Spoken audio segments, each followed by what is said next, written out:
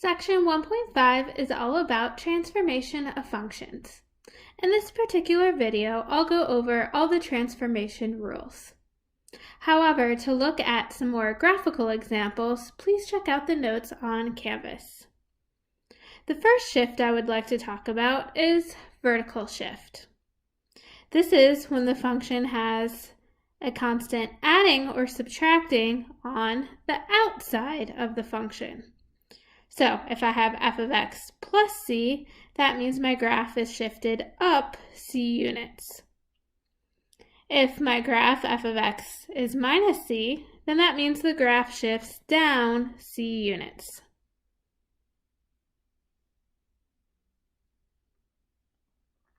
Next, I want to look at horizontal shift. This is when I add or subtract a constant on the inside of the function.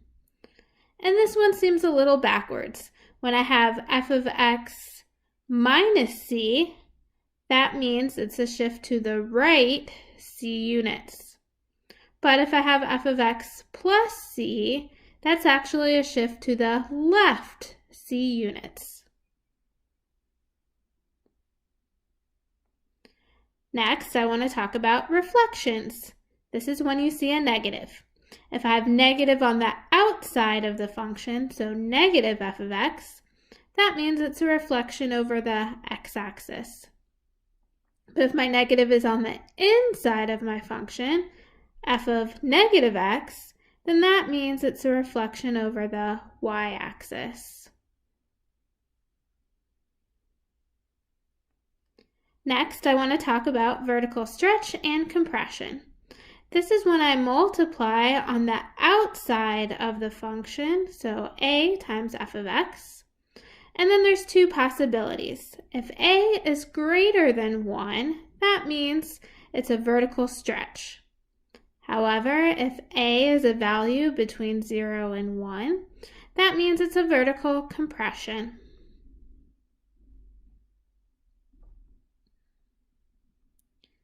Next, I want to talk about horizontal stretch and compression. This time, it's when I'm multiplying by a value on the inside of my function. So f of b times x. Again, two options. This time, if b is between 0 and 1, it's a horizontal stretch. But when b is greater than 1, it's a horizontal compression.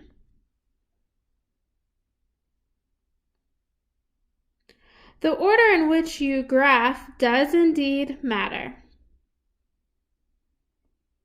We're going to shift left-right first, then reflect, then complete the stretch or compression, and then shift up or down last. It's really important that, again, you do the up and down piece last.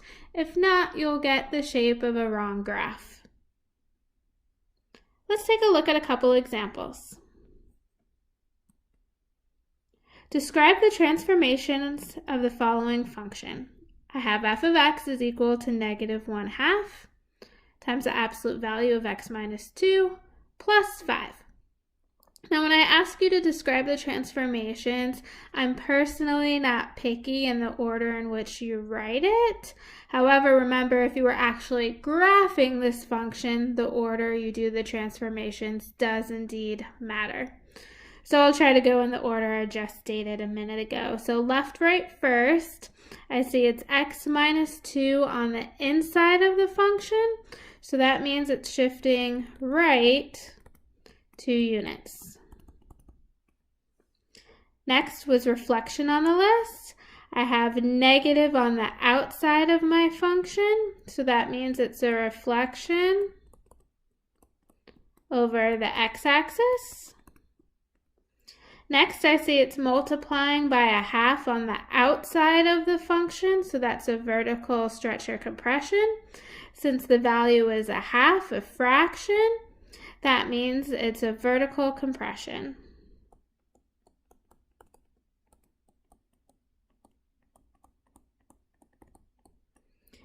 Also, you might see in math the term shrink, so if you use the word compression or shrink, it means the same thing.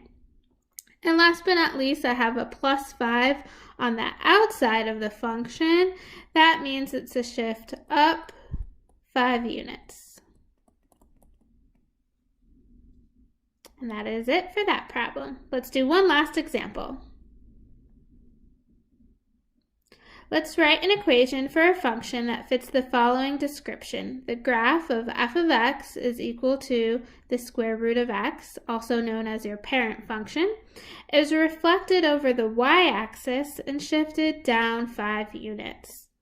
So what I like to do is write f of x equals, and then I kind of just leave a bunch of space and fill in what I need to fill in based on the paragraph.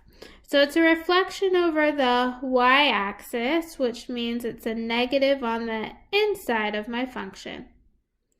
And it's shifted down 5 units, which means on the outside of my function, I'm going to have a minus 5. So be careful that your square root symbol ends there and that the negative 5 is actually on the outside of your function.